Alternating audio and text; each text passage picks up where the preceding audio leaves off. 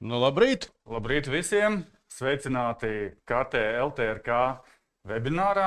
Šodien es, Andrejs Juščenko un mans kolēģis Rolands Ozoliņš, mēs jums esam sagatavojuši interesantu tēmu par pieprasījumu radīšanu B2B eksporta tirgos. Jā, nu, šī tēma nav tāda ļoti vienkārša un reizēm aiziet gadi līdz kā saka, cilvēki apgūst visas nianses.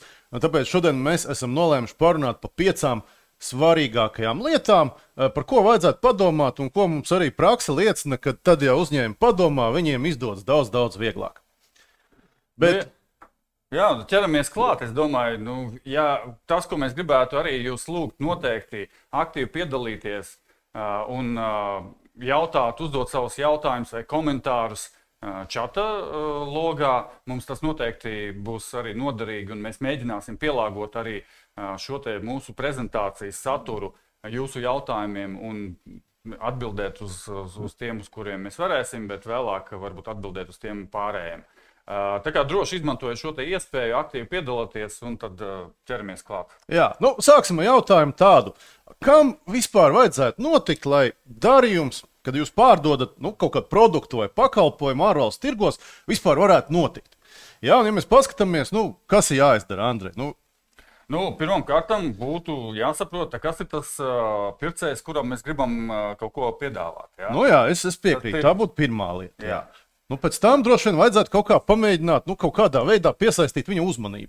Noteikti, jā. Tad, lai šis te potenciālais pircējs par mani kaut ko uzzina, man vajadzētu viņam mēģināt parādīt, hei, es te esmu, kur ir kaut kas, ko es varu tev palīdzēt risināt, un priekš tā, lai piesaistītu to uzmanību, jau būtu svarīgi saprast, kas ir tie jautājumi, kas viņam interesē, ko viņš grib īstenībā risināt. Jā, tieši tā. Un tad, kad tie jautājumi ir skaidri, tad mēs varam ķerties pie nākamajiem soļiem. Mēs varam mēģināt šo te pircēju izglītot, jo īpaši tad, ja mēs piedāvājam risinājumu, kas ir sarežģītāks vai pakalpojums, kas nav standartizēts, mums drusku jāizglīto tas pircējs, lai viņš saprot vispār, vai šis risinājums viņam der. Kas vēl? Mums droši vien jāpierāda kaut kā sava kompetence, ka vispār mēs zinām, pa ko mēs runājam. Jā, kompetence, ekspertīze, un lai cilvēki sāk uzticēties mums, jo īpaši, ja mēs ejam uz eksporta tirgiem, par mums jau tur maz ko zina īstenībā. Turklāt bieži vien viņi mūs tur aizdomās. Te kaut kāds uzņēmums no Austrum Eiropas, no Latvijas. Kur tā Latvija ir? Tur, kur tā Žalgiris komanda? Vai?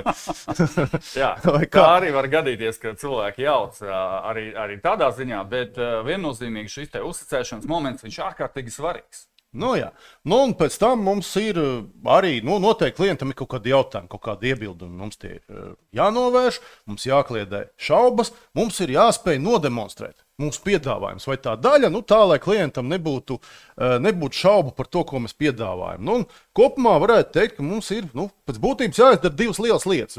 Pirmā ir jāpiesaista uzmanība, un otrā mums jāiegūst uzticību. Un kā to vispār var izdarīt? Un šodien mēs pamēģināsim parunāt par to, kas ir daži svarīgi elementi, kas jums var novest pie tā, ka darījums ar jums, ar pircējiem ārvalstīs vispār var notikt. Un šodien mēs apskatīsim galvenās lietas. Mēs iedosim jums kopējo pārskatu par kopējo konceptu, vielu pārdomām, un tālāk, protams, mēs varam iedziļināties varbūt citos webināros dziļāk. Tā kā droši arī dodiet ziņu, kas jums jau ir zināms un saprotams, un kas varbūt vēl nav, un kur tieši vajadzētu padziļinātāk iedot ieskatu. Un arī, lai mums arī būtu skaidrāk par to, kas ir tie jūsu izaicinājumi, un mēs varētu pielāgoties nedaudz vairāk jūsu situācijai, tad lūdzu izmantojiet šo iespēju.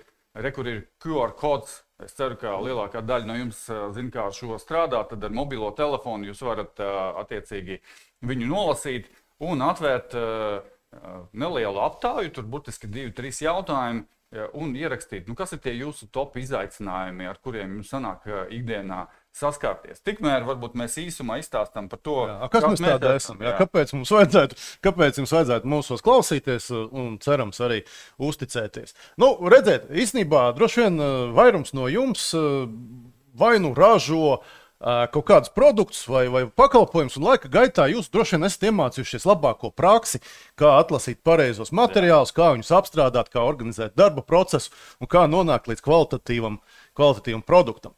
Un līdzīgi mēs jau patiesībā visu savu profesionālo mūžu specializējamies lietās, kas ir saistītas ar mārketingu un pārdošanu, jeb šo pieprasījumu radīšanu. Un līdzīgi tāpat kā ražošanā vai, teiksim, programmatūras izstrādē, arī šajā procesā ir kaut kādas, teiksim, tādas pārbaudītas zināšanas, pārbaudītas labākās prakses un procesi, kā to izdarīt. Kā es minēju, mēs faktiski savu profesionālo dzīvi esam veltījuši tam, lai šos procesus izprastu un liktu lietā. Dažādos veidos, gan strādājot paši tehnoloģiju kompānijās. Mēs ar Andreju patiesībā kopā esam strādājuši Microsoft, manuprāt, kaut kādus 10 gadus, to Andreju droši vien vairāk. Andrejs strādājis Nokia, Telekomā, man ir pieredze UAV Factory un tam līdzīgi. Tad visu mūžu mēs faktiski mēģinam atrast labāko veidu, kā mēs varam pārdot sarežģītus tehnoloģijas risinājumus. Jā, tieši tā ir mūsu specializācija, bet droši vien vairāk jūs varat uzzināt mūsu mājaslapā ibdconsulting.com.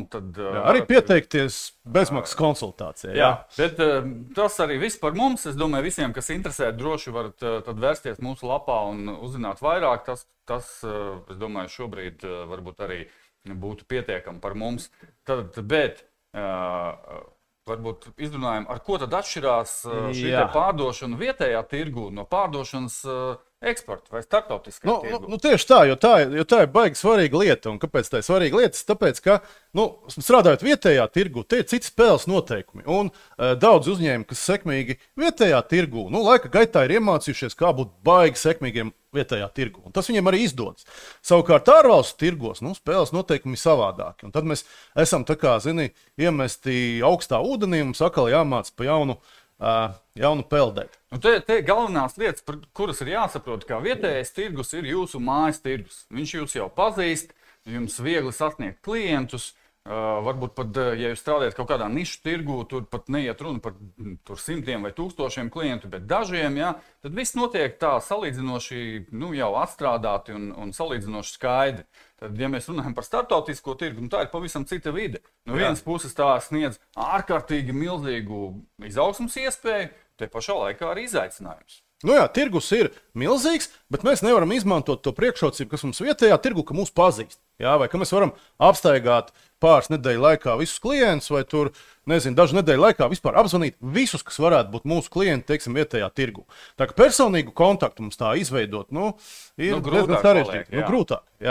Otrs arī konkurence. Tad, izējot tajā lielajā okeānā, sanāk, ka tu saskaries ar daudzām citām haizdzīvīm un citiem paveidiem, kas arī īstenībā mēģina tikt pie tiem pašiem klientiem. Un varbūt viņu piedāvājumi pat ir labāk vai atšķirīgāk. Šeit ļoti jābūt ar savu skaidru piedāvājumu un galvenais pamatotu vērtību. Kāpēc strādāt ar mums, kāpēc mūsu piedāvājums ir labāk nekā tie simtiem vai tūkstoši citu? Tieši tā, un starptautiskā tirgu, ja jūs man prasiet, kas ir tāds labākais veids vai pirmā lieta, ar ko jāsaka vai par ko jādomā, tā ir specializācija. Jums vajadzētu atrast savu specializāciju, kurā jūs varat būt starp labākajiem pasaulē. Jūs to varat pamatot, jūs par to varat stāstīt, jūs varat nodemonstrēt un tā tālāk. Par specializāciju mēs parunāsim drusku vēlāk, tas ir baigi svarīga lieta. Jā. Un vēl viena svarīga lieta, tas ir mērogojamība. Tad, ja mēs šeit atkal vietējā tirgu varam apstaigāt vai apzvanīt vai kā savādāk, bet noteikti sasniegt diezgan viegli savus potenciālos klientus, tad, ja mēs runājam par starptautisko tirgu, pirmām kārtām tas ir pilnīgi cits potenciālo klientu skaits. Otrām kārtām tas ir pilnīgi cits attālums un citas laika joslas un daudzi citi faktori, kas neļauj mums darīt vai izmantot tās pašas metodas, ko mēs darām šeit klātienē vai līdzīgi. Ja? Tad jādomā par to, kā mēs varam mērogot un kā mēs varam automatizēt daudzus procesus, lai panāktu labāku rezultātu. Jā, un prieka vēsts šajā ziņā ir tāda, ka ir pietiekami daudz ļoti interesants, modernas gan mārketinga, gan pārdošanas tehnoloģijas, kas jums ļauj izveidot, uzturēt un attīstīt attiecības, principā ar neierobežotu skaitu klientu, desmitiem tūkstošu mierīgi. Par to mēs arī vēlāk nedaudz parunāsim. Jā. Tad tas, par ko mēs šodien runāsim, ir šie 5 paņēmieni, kā sekmīgi teiksim, strādāt ārējā tirgu. Un pirmais mēs izrunāsim par to, kas ir ideālais klients un kā viņu nodefinēt. Un kas ir tie pircēju profili? Ja? Kas ir tie cilvēki, kas īstenībā pieņem lēmumu par vienas vai cita produktu vai risinājumu iegādi? Nu jā, otrais, mēs parunāsim par specializāciju un par pozicionējumu. Kā nonākt līdz specializācijai, kā mēģināt par sevi stāstīt, kā sevi pozicionēt tirgu. Tad trešais mēs apskatīsim, kas ir pircēja ceļš. Tas ir process, kuram katrs pircējs, sākot no tā, kad mēs mēģinām nopirkt leduskapi, līdz varbūt sarežģītiem risinājumiem vai pakalpojumiem, iziet cauri. Kas ir tie galvenie soļi un kā mēs varam šo ceļu atvieglot mūsu potenciālajiem pircējiem? Nu jā, un beigās mēs mēģināsim to, ko mēs ieskicējām, salikt kopā tādā, kā saka, saprotamā schēmā vai arhitektūrā. Respektīvi, parunāsim par to, kā veidot sistēmisku pieeju pieprasījuma radīšanai, kādus elementus vajadzētu izmantot, kā vajadzētu veicināt pārdošanas un mārketinga sadarbību tā, lai jūs panākat šo te gala rezultātu. Un pēdējais, kam mēs arī veltīsim nedaudz laika, tas ir sadarbība starp mārketingu un pārdošanu. Ja? Tad, kā mums veicināt šo te sadarbību, lai viņi notiek produktīvi un īstenībā veicina šo te mērķu sasniegšanu. Jā, ejam uz priekšu, parunāsim par ideālā klienta profilu un pircēju profilu. Attēls ir mākslīgā intelekta ģenerēts, tam ir tikai ilustratīva nozīme. Bet ejam tātad uz priekšu par ideālā klienta profilu. Nu jā, tātad kas ir ideālā klienta profils? Tas ir pēc būtības uzņēmuma, teiksim, kaut kādas raksturīpašības, kas sastāv no vairākām komponentiem. Viens, tas ir tā saucamās demografiskās, vai citreiz viņu sauc arī firmogrāfiskās pazīmes. Ja? Tad tas ir no kuras valsts šis uzņēmums, kurā nozarē viņš darbojās, varbūt kaut kādi citi faktori, tādi kā darbinieku skaits, un citi, kas raksturo, respektīvi, kas tas par uzņēmumu ir. Un tādi ir vēl papildus faktori un pazīmes, kas īstenībā nosaka, vai šīm uzņēmumam ir vajadzība pēc mūsu risinājuma, piedāvājuma, produktā vai pakalpojuma vai kā savādāk. Piemēram, šis uzņēmums teiksim, izmanto kaut kādus noteiktus biznesa procesus. Ja? Tad, vai tieši otrādi viņam varbūt nav šo biznesa procesu. Ja? Tad šajā uzņēmumā, piemēram, ir izmantojamas kaut kādas tehnoloģijas, vai tā atkal tieši nav. Un tā tālāk un joprojām. Tas viss mums palīdz sašaurināt to kopējo tirgu uz tiem uzņēmumiem, kuri ar lielu varbūtību var kļūt par mūsu klientiem. Otrs svarīgs moments, mums arī jāsaprot, kas ir tie kritēriji, kas mums ir jāņem vērā, kad mēs gribam saprast, kas nav mūsu klienti. Tad pie visiem šiem jau nosauktiem nosacījumiem mums būtu jāsaprot, pie kādiem nosacījumiem tomēr tas nav labs klients priekš mums. Jā, tieši tā, un šis te vingrojums, lai gan viņš varbūt liekas tāds, drusku triviāls, daudz uzņēmumi saka, mēs jau pazīstam savus klientus. Viņu izdarīt ir ārkārtīgi vērtīgi, kaut vai tāpēc, ka tad mēs varam nofokusēties un mums paliek skaidrs, par ko mēs runājam. Un mūsdienās arī pieejams diezgan daudz datubāzes, kur mēs varam šos te klientu sarakstu iegūt un principā nosaukt vārdā. Un ja mēs nedarbojamies ar, teiksim, 10 000 klientu, mēs varam nonākt pie precīzas datubāzes, lūk, kur ir 1500 klienti Ziemeļa Eiropā, ar ko mēs strādājam. Un tas mums ļauj ietaupīt naudu, teiksim, uz reklāmas kampaņām, tas mums ļauj pielāgot visu savu mārketingu tieši šiem klientiem un tam līdzīgi. Jā, un tie rīki ir sākot no tā, kas šeit ilustrēts, piemēram, LinkedIn. Viņam ir arī speciāli papildu rīki, kas tiešām ļauj jums atlasīt ļoti precīzi pēc tiem datiem, ko es jau nosaucu, plus vēl daudzi citi.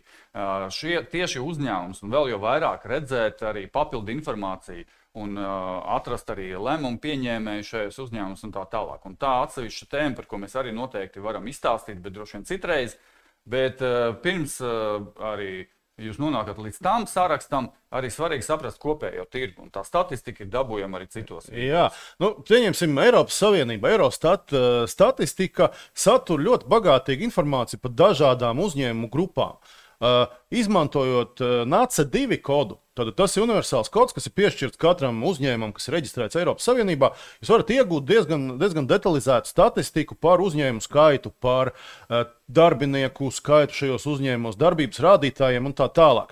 Jāpiebilst, ka Eurostat dati satura detalizētu informāciju par uzņēmumiem līdz 250 darbiniekiem. Jā. Tādiem tiešām lieliem uzņēmumiem tas droši vien nebūs labākā datubāze. Tas ir tikai viens no piemēriem. Tāpat arī var izmantot dažādas citas datubāzes, kas arī ļauj jums ļoti detalizēti filtrēt un ieskatīties potenciālajā tirgu. Kāpēc tas ir svarīgi? Tāpēc, ka jums būtu jāsalīdzina tas tirgus potenciāls ar to mērķi, ko jūs sev uzstādat. Ja? Un vai viņš ir sasniedzams no tā tirgu? Mūsu pieredze ir bijuši gadījumi, kad mūsu klienti atnāk un saka, re, kur mēs gribam iet tajā konkrētajā valstī, mēs gribam, tur tēmēt uz tādiem uzņēmumiem, bet viņi nebija līdz galam apskatījuši un izanalizējuši, cik daudz tādu uzņēmumu, vai tur vispār atmaksātos tieši tāda, pieeja, par ko mēs runājam šobrīd.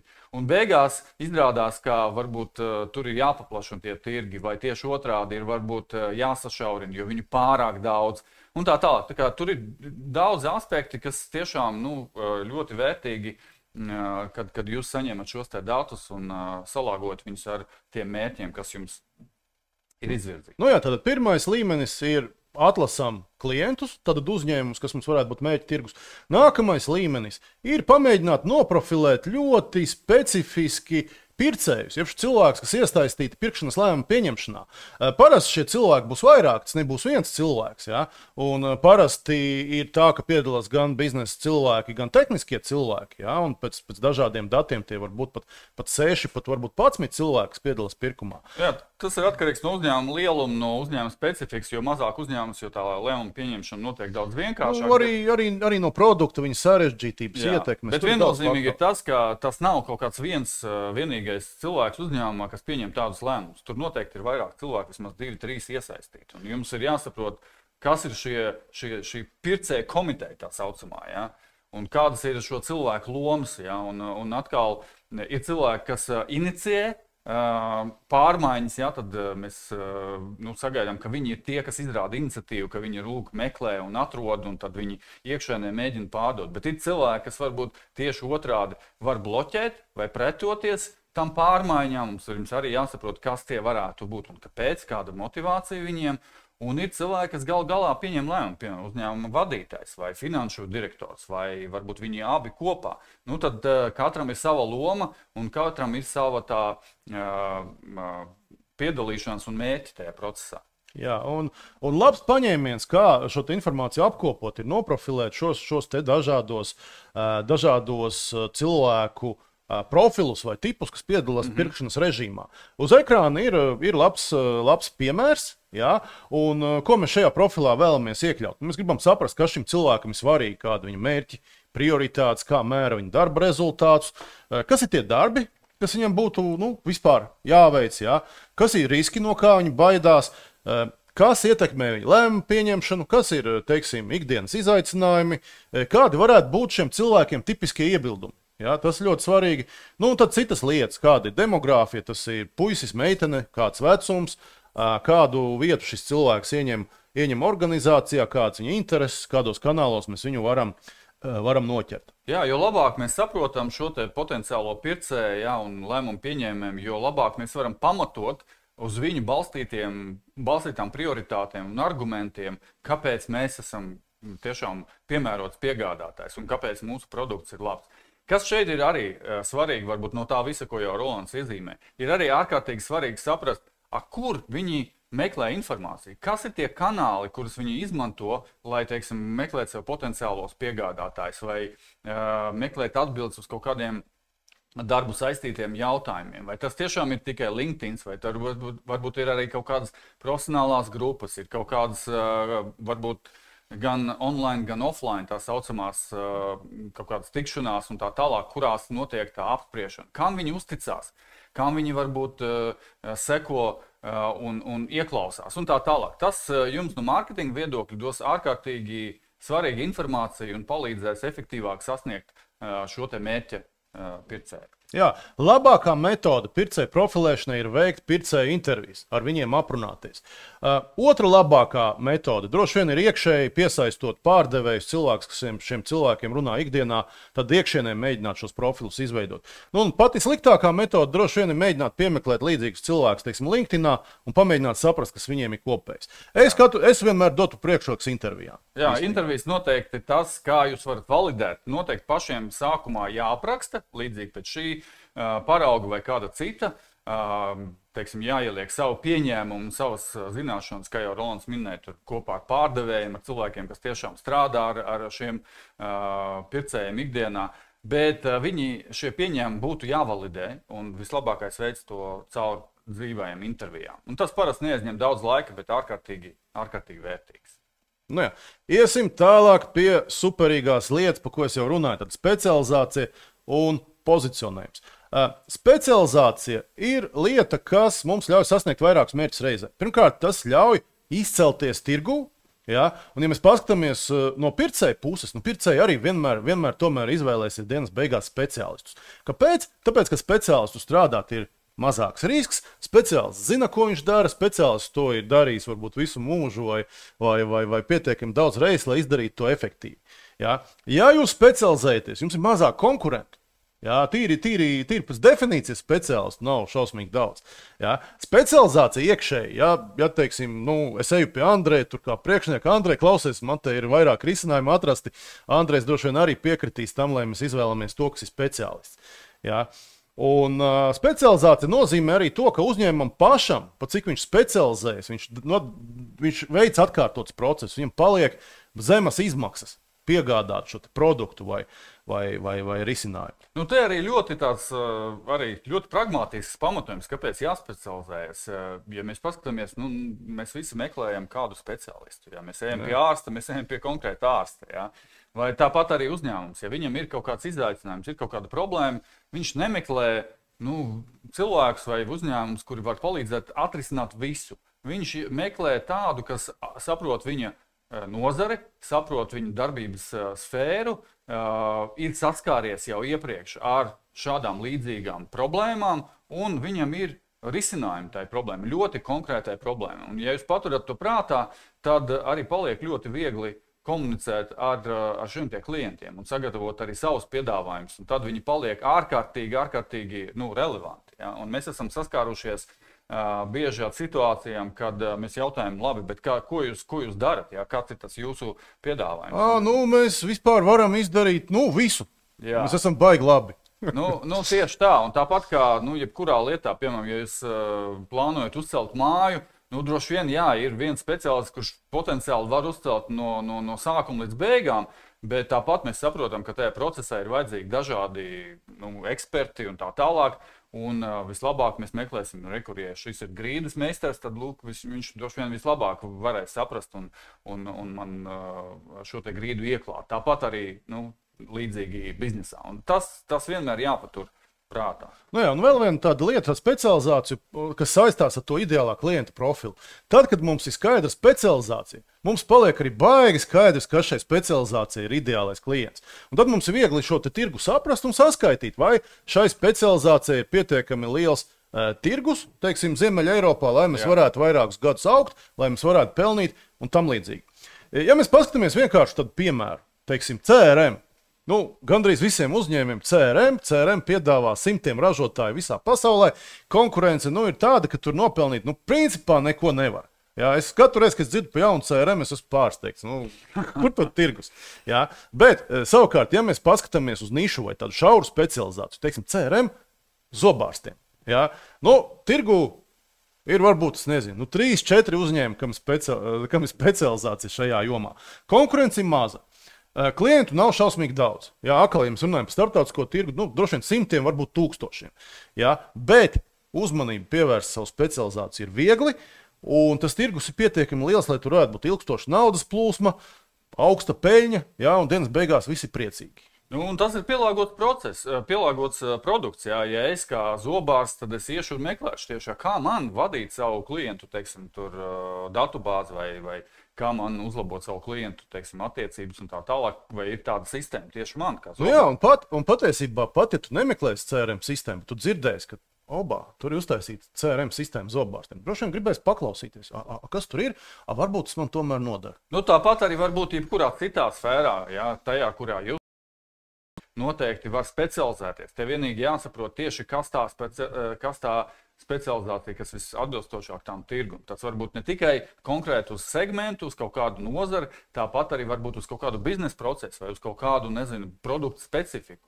Bet jebkurā gadījumā tā specializācija viņi noteikti uzreiz jums iedod priekšroku pāri visiem tiem, kas piedāvā kaut kādu ļoti plašu tirgumu domātu piedāvājumu. Un tad, kad jūs esat sapratuši savu specializāciju, nākamais solis būtu saprast savu pozicionējumu. Pozicionējums nozīmē pēc būtības tā vienkārši saprotami izstāstīt, ko mēs darām, kādā produktu kategorijā mēs spēlējam, kādu vajadzību mēs risinām un ar ko galvenais mēs atšķiramies no citiem. Ja? Un runājot par pozicionējumu, atcerieties to, varbūt pasaku, es bērnībā lasīju, tur bija tāda grāmatu sērija, Brīnumzeme, laikam, jā. Dažādi tautu pasakas. Bija tāda pasaka par ziloni. Tās pasakas būtība tāda, tur gāja grupa ar aklu vīru un pēkšņi notika brīnums, viņiem atvērās acis un viņi atradās pie ziloņa. Ja, bet katrs redzēja tikai vienu mazu daļu ziloņa, varēja viņu aptaustīt un tā tālāk. Un pēc tam šie cilvēki redzi pazaudēja. Un turpmāk visu dzīvi viņi visu salīdzināja ar ziloni. Ja tu viņam, teiksim, piedāvāji smaržas, viņš prasīja, vai tad smaržot kā zilonis. Labāk kā zilonis vai sliktāk. Un līdzīgi ir arī ar cilvēkiem, ka jūs viņiem stāstat par savu produktu, jums ļoti svarīgi izmantot jēdzienus, ko viņi saprot jau iepriekš, ko viņi zina. Teiksim, ja tu saki cilvēkiem, tā kā iPhone, bet lētāks, Samsungs, tā kā iPhone, bet lētāks. To ir ļoti viegli saprast. Ja tu mēģini runāt par digitālo transformāciju, tur Industry 4.0, mūsu filozofiju un tā tālāk, tas ir pagalam. Tu cilvēkam uzmanību tu īsti nevari noķert, un tas tie ir tādi vispārēji jēdzieni, kas jau daudziem ir vienkārši apnikuši, un ar to piesaistīt uzmanību paliek ar vien grūtāk un grūtāk. Bet, protams, ir kaut kādi specifiskie varbūt apzīmējumi vai kā savādāk, kas tajā konkrētajā nozarē vai biznesa nišā ir izmantojami, tad to var iekļaut. Bet šeit runa iet par to drīzāk, kā jūs varat nokomunicēt savu unikalitāti. Un tad par to ir principā arī jādomā. Un ja mēs paskatāmies, kas tās 5 lietas tādam ļoti vienkāršam pozicionējumu, ko bieži sauc par elevator pitch, ko tu vari izstāstīt 30 sekundēs. Pirmais vajadzētu iedot nosaukumu, kas mēs tādi esam. Teiksim, ja mēs mēģinām nosaukt mūsu, mēs esam tur IBD Consulting uzņēmums. Kas ir specializēts konsultāciju uzņēmums, kas palīdz tehnoloģiju uzņēmējiem visā Eiropā palielināt pārdošanas ārvalstu tirgos. Ar šo te frāzi mēs izstāstījām, kas mēs esam, kāda ir kategorija, kam mēs strādājam, vai kā vajadzības mēs palielinām un kāda ir vajadzība. Kāda tā pievienotā vērtība, ko mēs rādām, ka mēs palīdzam palielināt šo te pārdošanu. Un pašrību runājot, mēs strādājam kopā uzņēmumu vadītājiem, lai ieviestu modernus pieprasījumu rādīšanas procesus. Īsi 30 sekundēs var izstāstīt, bet ir pārsteidzoši, cik bieži uzņēmumi nav īsti tam gatavi. Un pat, ja tu apmeklē izstādi, tu skaties, tāds skaists stends, un tur video griežas, un tur puiši un meitenes stāv. Un tā kā, tāda Ziemassvētku sajūta, bet tu skaties un nevar saprast, ko viņi dara.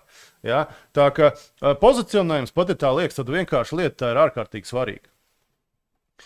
Un varbūt pat vissvarīgākā lieta, ja mēs runājam par pozicionējumu, pat ja jūs nospecializējaties, jums tāpatās paliek kaut kādi konkurenti. Un tā kā jūs esat specializējušies, tad jūs esat nospecializējušies, jums arī paliek baigi skaidrs, kas tie daži konkurenti ir. Un pie pozicionējuma jums ļoti svarīgi ir apzināt šos konkurentus un aprakstīt. Vienkārši izrunāt, aprakstīt, ar ko mēs atšķiramies no konkurentiem, un kāda ir klienta vērtība, ja viņi strādā ar mums.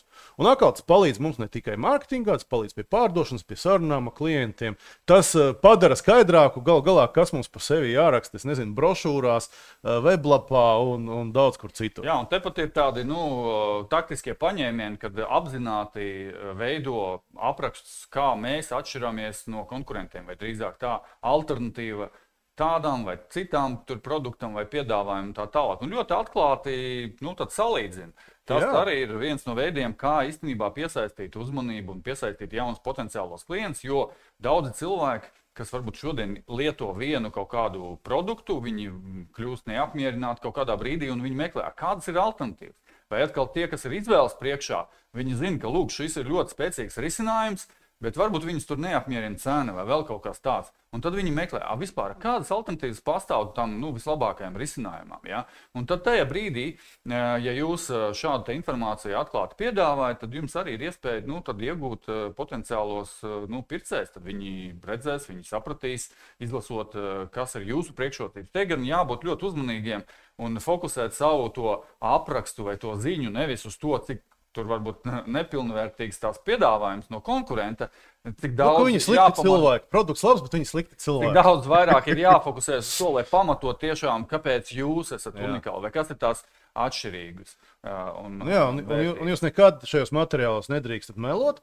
Un ideāli, ja jūs apgalvojat kaut ko par jūsu konkurentu, ieliekat atsauci uz viņa webu lapu vai cenu lapu, lai tas viss sanāk godīgi. Jo tajā brīdī, ja klients sapratīs, ka šajā salīdzinājumā jūs viņu mēģināt piešmaukt, jūs zaudēsiet uzticību. Jā.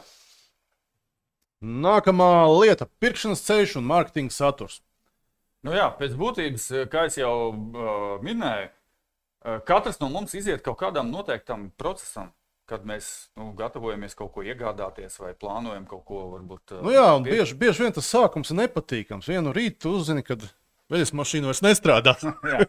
Tas jau ir tāds uzreiz, varbūt cita motivācija, cits rīcības plāns, tu tur pārāk ilgi tu tur neizvēlies, bet tad, kad tu plāno un ilgi plāno kaut kādu, pirkumu, tad tev tas process, un jūs varat atskatīties savu pieredzi, noteikti ir tāds, ka jūs sākumā aiziet un tad internetā, mēģināt atrast, piemēram, nezinu, tagad elektroauto ir ārkārtīgi, tāds,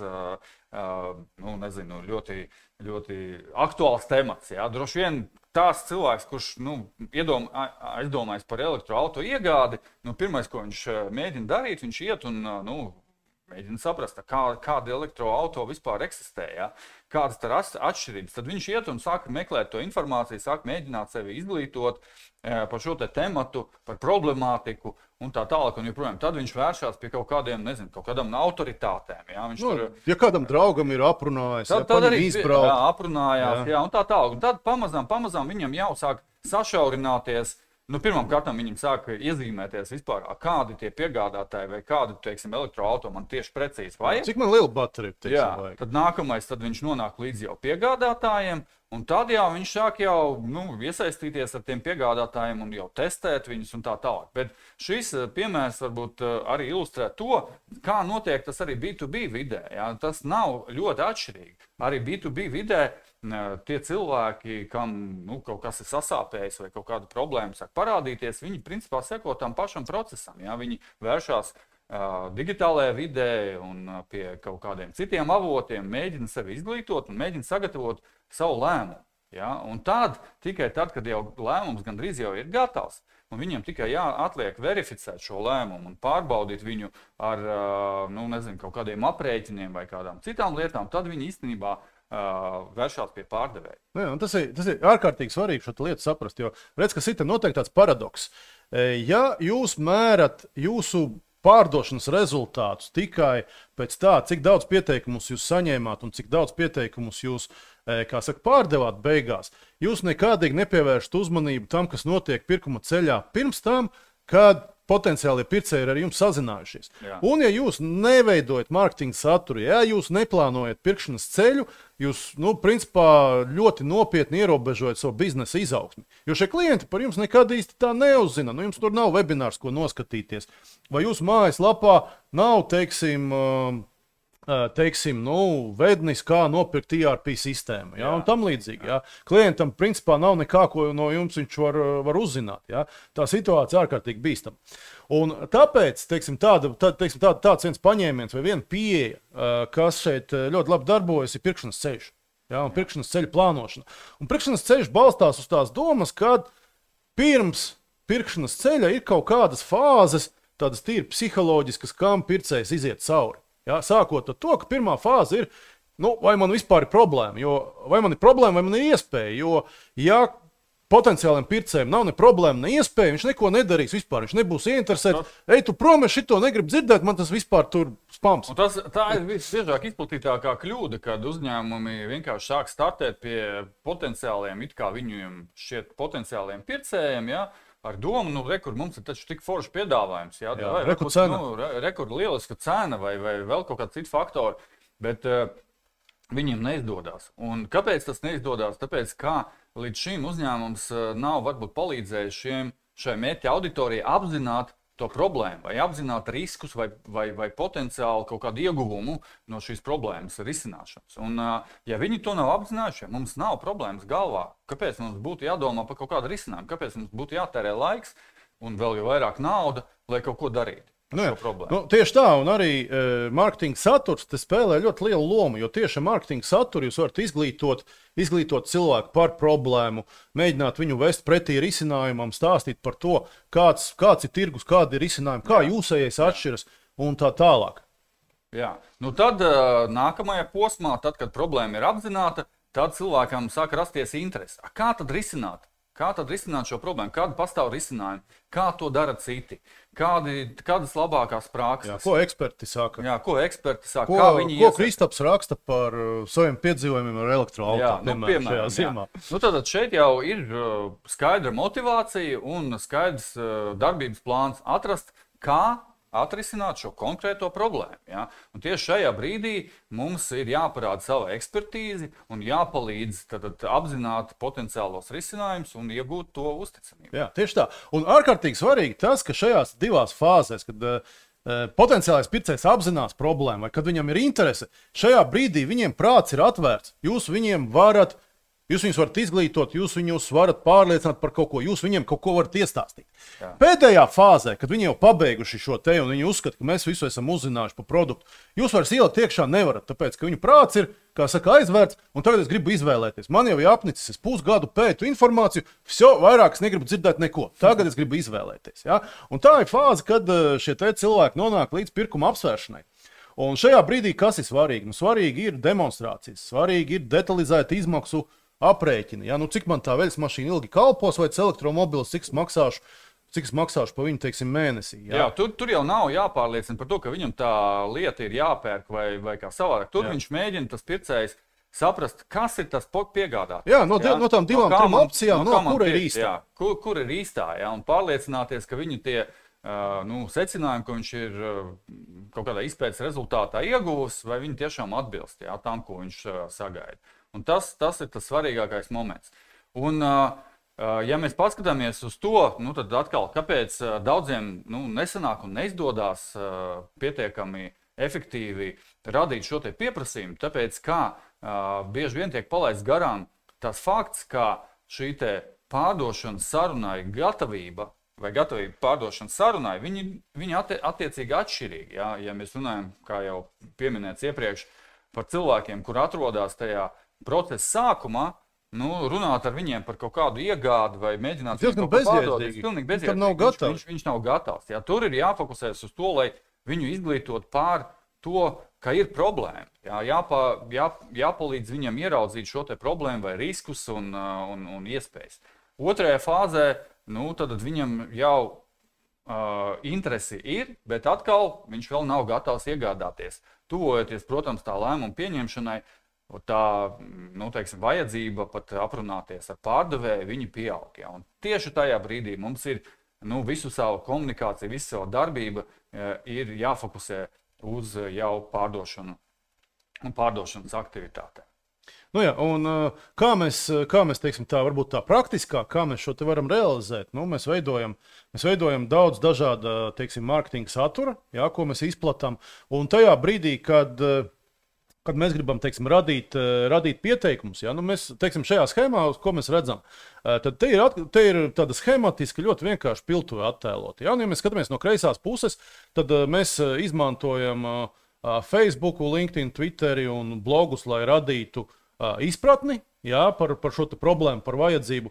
Tad intereses fāzē mēs piedāvājam white paperu. White papers ir tāds tehnisks dokuments. Vienalga, kādu saturu mēs piedāvājam, bet pēc būtības satura, kas palīdz jau iedziļināties un saprast, kādi ir tie risinājumi. Ja? Tad nākamajā posmā mēs jau viņam arī parādām šos te risinājumus, piedāvājam iepazīties ar konkrētu jau to, piemēram, ražotāju kaut kādām specifiskām produktu īpašībām un tā tālāk un joprojām. Un tā mēs šeit atkal ļoti vienkāršotā schēmā mēs vedam šo cilvēku tā, ka viņam tiek palīdzēts apzināt problēmu līdz tam, ka ar dažādu veidu saturu un materiāliem mēs novedam viņu līdz pēc būtības pirkuma lēmumā. Jā, tieši tā. Un te ļoti nozīmīgu lomu spēlē mārketinga tehnoloģijas, kas ļauj šīs piltuves būvēt, kas ļauj, kā saka, tajā plašajā galā pa kreisi iesūkt iekšā varbūt simtiem, varbūt tūkstošiem cilvēku, kam ir kaut kāda interese.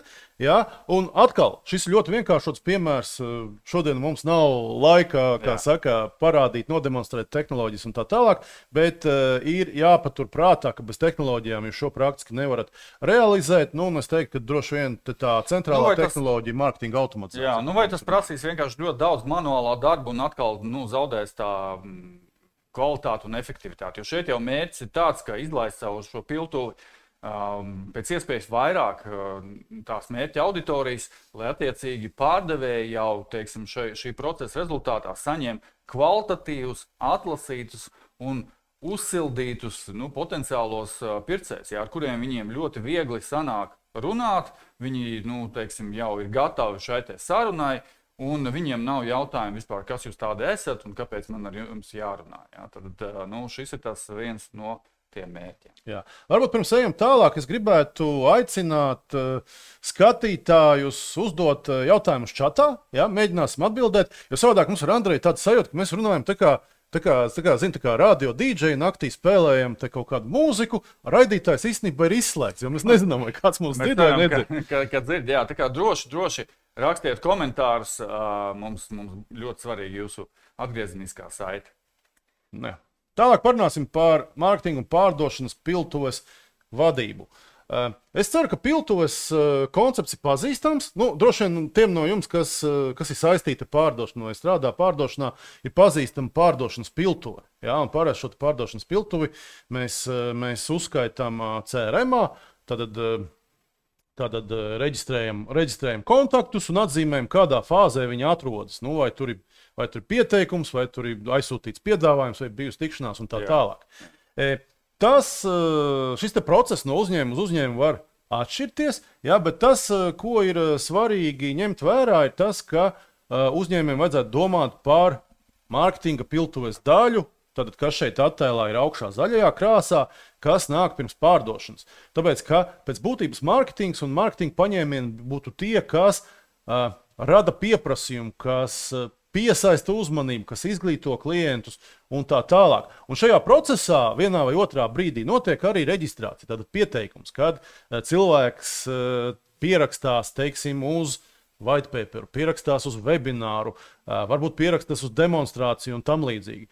Un šai te mārketinga piltuvei vajadzētu strādāt tā kā pumpim, kas pumpē pārdošanas piltuvē iekšā potenciālos darījumus.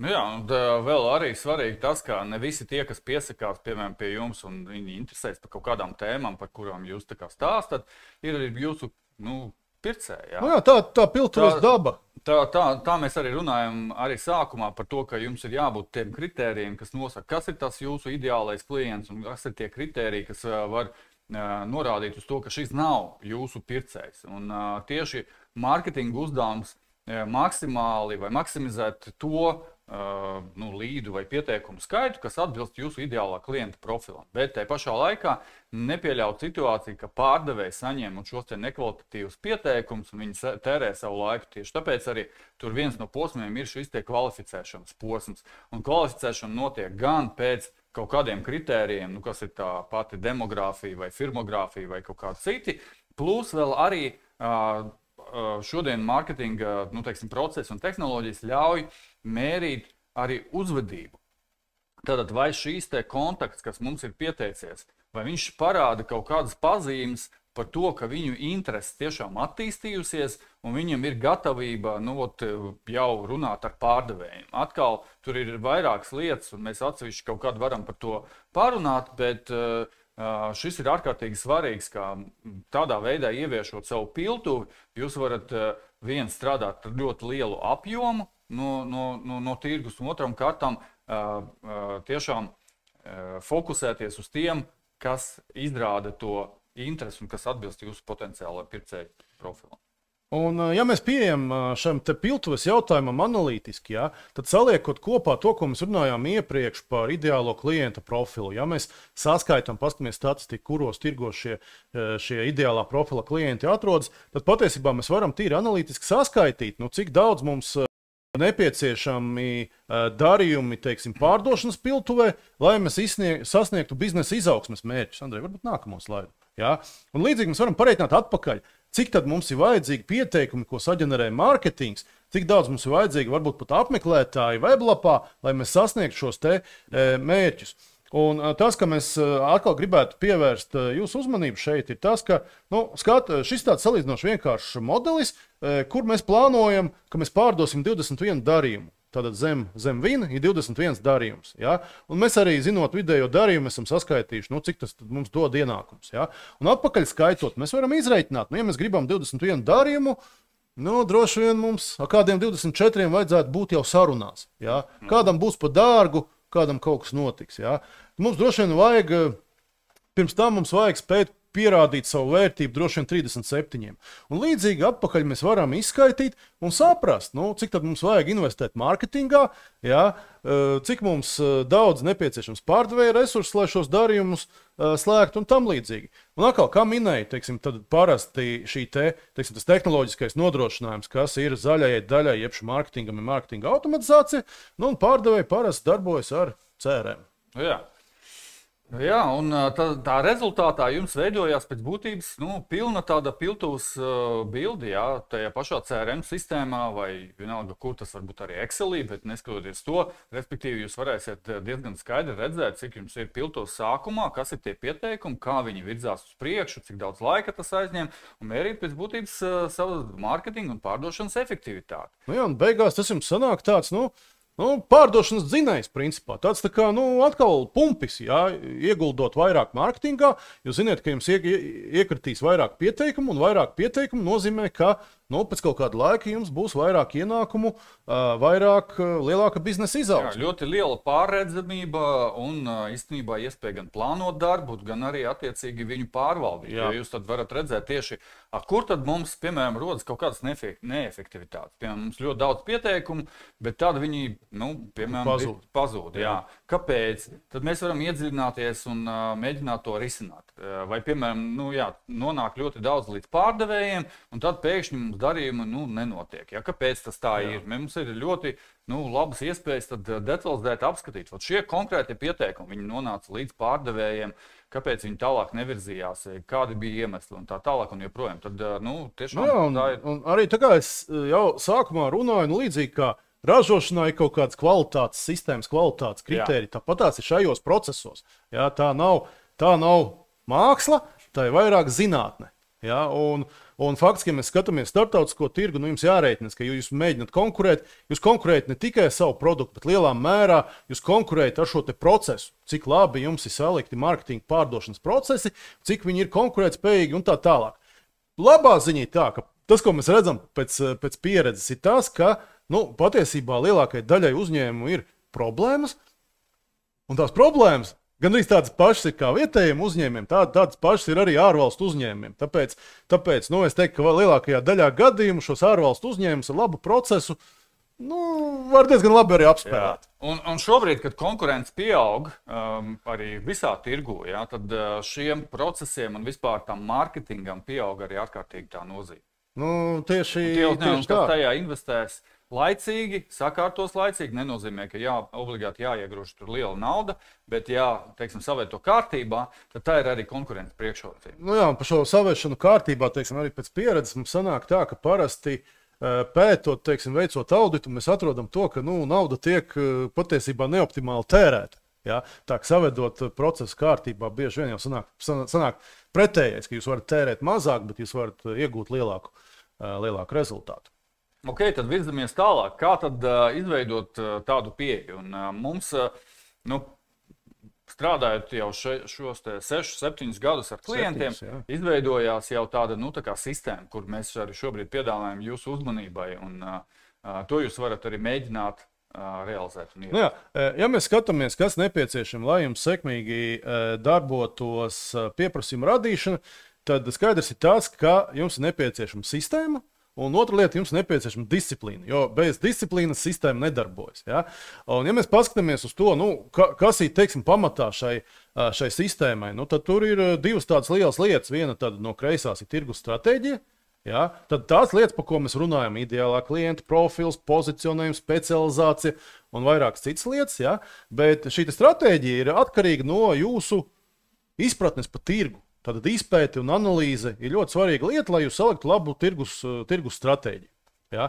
Un otra lieta, kas ir svarīga, lai šī sistēma darbotos, tas ir jums jāspēj ieviest zināmas organizācijas pārmaiņas. Ja? Jo tajā brīdī, kad jums ir definēta vai izstrādāta tirgus stratēģija, tas nozīmē, ka jums arī kaut kādas lietas jādara savādāk. Teiksim, pārdevējiem jārunā par jūsu produktu savādāk. Jāuzsver citas priekšrocības. Es pat varbūt piebilstu, ka ne obligāti kā savādāk, bet vispār tas ir jādara. Jā. Bieži vien mēs redzam, ka lietas vienkārši nenotiek uzņēmumos. Jā, tur vienkārši jāsāk viņus īstenot. Tieši tā. Jā. Un tad pa virsmu šīm pamatlietām mums ir kas, tātad, lai mēs radītu pieprasījumu. Mums ir pirmkārt saturs, mārketinga saturs. Webināri, video, blogi, arī tādas lietas kā pārdošanas skripti un tam līdzīgi. Ja? Tad mums ir automatizācija. Ja? Mēs iepriekš skatījāmies, cik mums daudz, vajag potenciālos pircējus piltuvē, lai mēs noslēgtu kaut vai tikai 20 darījumus. Ja? Mēs skatāmies uz simtiem, varbūt tūkstošiem. Nākamais ir analītika. Ja? Piltuves analītika, saprast, kas notiek, kurā brīdī, kuras kampaņas darbojas labāk, kas darbojas sliktāk, kāpēc darījumi netiek noslēgti. Ja? Tad testi un optimizācija. Pamatā tas attiecas uz mārketinga darbu, ja? Bet tā pati kampaņa, tā pati reklāma, ja? Bet vienā gadījumā viņai fons ir balts un otrā melns, var radīt atšķirīgus rezultātus. Ja? Jums nepieciešami šie testi. Un beigās pārdošanas vadība. Ja, jo neatkarīgi no tā, ko mārketings saģenerē, ja mums pretī nav disciplinēts pārdošanas process, tie darījumi nenotiks. Te ir sistēmas princips, visa tā ķēdīte ir kopā, ja, un ja kāds posms šajā ķēdītē ir vājš, tad sistēma nestrādā. Pieņemsim, ja mums te ir slikts saturs. Ja, tad baterija te gan arī tukša saturam. Ja. Kas notiek? Ja, pat ja mums ir laba automatizācija, mums ir laba analītika, mēs testējam, optimizējam, mums iet grūti pārdošana. Kāpēc mums ir grūti pārdošana? Tāpēc, ka mēs saturu iešāvām sev kājā. Ja, tas saturs nav kvalitatīvs, viņam potenciālai pircēji neusticas, līdz to potenciālai pircēji neusticas arī pārdevējiem. Sistēma nedarbojas, pārdevējiem nerunā viņi. Tas ir kā jebkurā sistēmā. Ja kaut kas nestrādā, kāds posms, tas var ietekmēt un noliek slodzi uz citiem. Ja? Tad par saturu piemērs ir ļoti vietā, jo labāk mēs izglītojam šos potenciālos pircējus, jo labāk viņi ir sagatavoti sarunai ar pārdevējiem. Mazāk darba arī pārdevējiem patiesībā. Un arī kvalitatīvāk šie tā saucamie pieteikumi. Ja? Tas ir tikai viens no piemēriem, bet tikpat arī labi tas varētu būt, piemēram, ja mums nav labu datu par to, kas strādā un kas nestrādā, mēs turpinām dedzināt, piemēram, savus resursus un naudu tajās lietās, kas varbūt nenes rezultātu, un tad skatāmies, kā nevaram sasniegt savus mērķus un tā tālāk. Tā kā katrs no šiem posmiem, un tas var tikt īstenots vienā vai citā veidā, bet jums jādomā par tādu sistemātisku pieeju. Kas ir tie kritiskie jūsu biznesā elementi, un vai šie elementi atbilstoši strādā? Un, tad, ja tas tā notiek, tad ar lielu varbūtību jūs varat panākt ļoti labus rezultātus. Nu jā, un, teiksim, ja mēs mēģinām atbildēt uz jautājumu, kā zināt, cik mūsu sistēma labi darbojas, tur īstenībā neliels audits patiesībā diezgan ātri var izķert un identificēt tos trūkumus, kas tur ir, un ar to var saprast. Un arī vienkārši uzdodot sev jautājumu, vai es zinu, kas notiek ar to vai to. Jā? Vai vispār kāds uzņēmums? Vai lietas strādā? Piemēram, vai mēs zinām, cik mums daudz pieteikumu, cik no viņiem nāk no viena vai cita kanāla. Jā. Cik daudz no viņiem konvertējas reālajā biznesā. Jā. Cik daudz mēs zaudējam, kāpēc mēs zaudējam, kam mēs zaudējam, kas ir tie konkurenti, kas mūs apspēlē. Uzdodot sev jautājumus, jums jau būs sajūta, jā, un tad no tā var atkal rīkoties. Bet svarīgi atkal domāt tā sistemātiski. Ja jūs gribat mērogoties un gribat iet globāli, tad bez tā iztikt būs ļoti grūti. Līdz kaut kādam līmenim sasniegt noteikti kaut kāds rezultāts varēs, bet tālāk būs jau arvien grūtāk un grūtāk, jo mēs vienkārši arī strādājot ar starptautiskiem uzņēmumiem redzam, ka teiksim, tādi veiksmīgākie no tiem tiešām pielieto sistemātisku pieeju, viņi nedara lietas, kā jau tagad mūsdienās saka, random. Jā, random. Viņi dara tāpēc, ka viņi zina, kāpēc un tieši kas ir jādara. Lūk, cerams, ka mēs iedavām jums tādu ieskatu tajās galvenajās sfērās, par kurām būtu jādomā un kurās būtu jāveic aktivitātes un uzlabojumi, runājot par eksporta tirgiem. Un pats pirmais, tas ir... jums ir jāsaprot šis te process, vai ne? Jums ir jāsaprot šis te process un kādas ir tās labākās prakses tieši jūsu nozarē, jūsu biznesā. Un viņas jāmēģina īstenot. Tāpatās, kā ja mēs, man liekas, te īstenībā ražošanu tas salīdzinājums ļoti, ļoti vietā. Jo, ja mēs vēlamies sasniegt efektīvu ražošanu, mums neizbēgami šī te ražošanas darbi jāsadala pa kaut kādiem posmiem. Jā. Katrā posmā ir savs atbildīgais, katrā posmā ir kaut kāda kvalitātes kritērija, un beigās mums rodas process, kurš darbojas ļoti labi, kas ir mērogojums, mēs paceļam produktivitāti un tā tālāk. Līdzīgi ir ar pieprasījumu radīšanu. Arī te ir jāveido process. Jāsāk ar to, ka jāsaplāno, tā tīri strateģiski jāsaplāno tirgus stratēģija, kas ir pielāgota faktiski jūsu piedāvājumam, jūsu produktam vai pakalpojumam. Un balstoties uz tā, tad ir jāizveido šis te process. Tieši tā. Un vēlreiz atgādināsim. Pirmais, ar ko ir jāsāk, ir jāapzina savs pircējs. Kas ir mans ideālais pircējs?